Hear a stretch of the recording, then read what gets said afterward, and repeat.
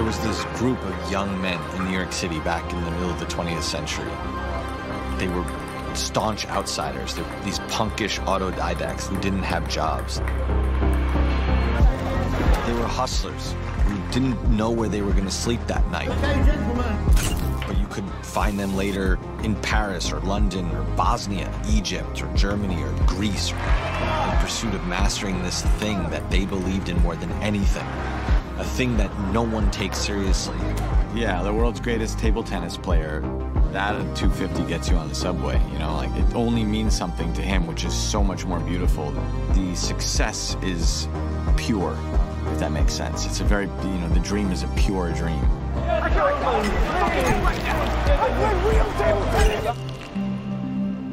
I wanted to time travel back to the middle of the 20th century and zoom in on Marty Mauser, a nobody on the periphery of being somebody. I wanted to feel his dream. I wanted to feel his feverish desire to transcend and be the ultimate, supreme version of himself and prove to the world and really prove to himself that his purpose is a worthy one. Marty is an ambitious young man who wants to be recognized as the greatest table tennis player in the world. He might be the greatest table tennis player in the world, but also a petty criminal on the Lower East Side of Manhattan. When I met Timmy, I saw something inside of him. I saw a very almost nerdish quality. He's a very sincere, direct. When you're talking to him, you're the only person who exists. And I think that very much is in the Marty character. My wife bought me a book which kind of inspired the whole story. I immediately said to him, I'm writing a character for you, and I'm writing it bespoke to who I think you are that I don't think anyone has seen yet. Josh's strategy is more to pre-plan the ingredients to chaos when you find yourself one of those ingredients, but honored to be so. Kay, and like other characters in the film, are very much inspired by this infectious dreaming quality of Marty.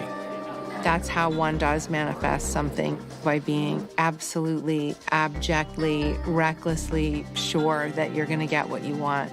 He's the one who, through his kind of naivete and his starry eyes, inspires her to go back to the stage.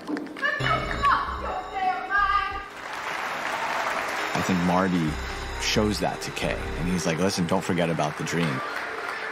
Every role I've been fortunate to do, I do a big deep dive. I had 4 months to prepare playing Marty Mauser, but the table tennis training has been nonstop since the pandemic. In my apartment in New York, I had a table tennis, table set up that Josh came over and actually turned his knee playing on my, he actually sprained his knee. Okay, go. Usually a movie of this size is pre-planned to a T. With Josh, these films are really off the cuff. You and I both know what a huge draw will be to Endo and the Japanese. Like you said, I'm a stick of dynamite over there. In the mid-century, table tennis is populated by astrophysicists, criminals, mensa geniuses, biologists, people who ended up going to the moon. It was a really eclectic group of people. When you meet someone who's very good at table tennis, it's almost like meeting someone who's great at chess, except different, because chess is the least respected. Anyone who uses the name ping pong, they don't respect it. It's not a basement sport. It has dignity.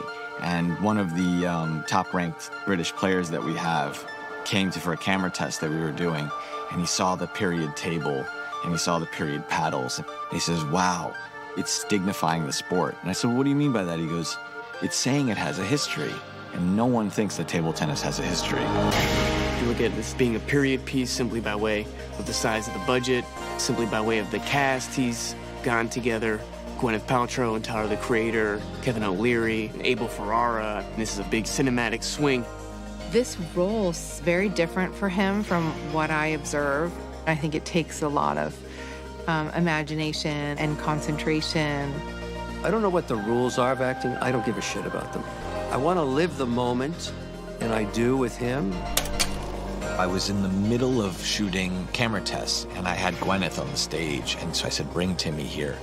And I just said to Timmy, circle her, understand Gwyneth Paltrow, the movie star. You're this young actor, and here she is, this big star. Just circle her.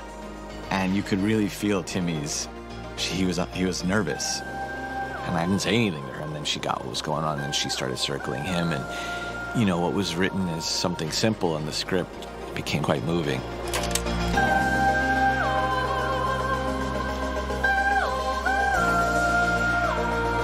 We definitely have a lot of love scenes, which is hilarious.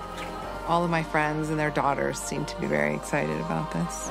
And I think she's very savvy. She knows that it's a bit transactional.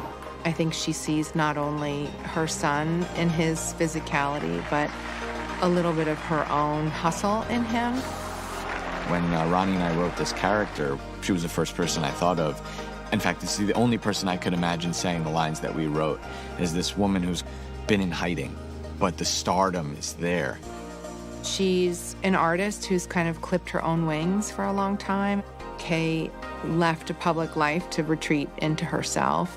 So there's some parallels there. This is the project that lured her out of retirement. This isn't someone who is starving for work. I bet you can't name one film I've done. What makes you say that? Because I stopped acting before you were born. Really? Mm-hmm. It was a great honor to know that she was willing to put her acting boots back on to come tango with Josh and myself. I love working with a director that has a very sure hand. And it was clear that he did and, would know exactly what he wants. What drew me to this project was working with Josh Safdie. When you look at Uncut Gems, you look at Good Time, this is the premier filmmaker, there's no exaggeration. Josh is the kind of director whose door I've been knocking on for 6 to 7 years, like I said, because he's the guy. This is the Scorsese of our times. These opportunities to work on a piece of cinema and a piece of filmmaking are rare now. Not a lot of these get made. I love all of these things that Josh does to encourage real behavior and real moments. Maybe great directors have the ability to pull out these pieces of you don't even know you have. I go to sleep at 9 p.m., bro. This motherfucker Josh Safdie has us out here at fucking 6 a.m. talking about, all right, y'all, see y'all tomorrow. Bitch, it is tomorrow already.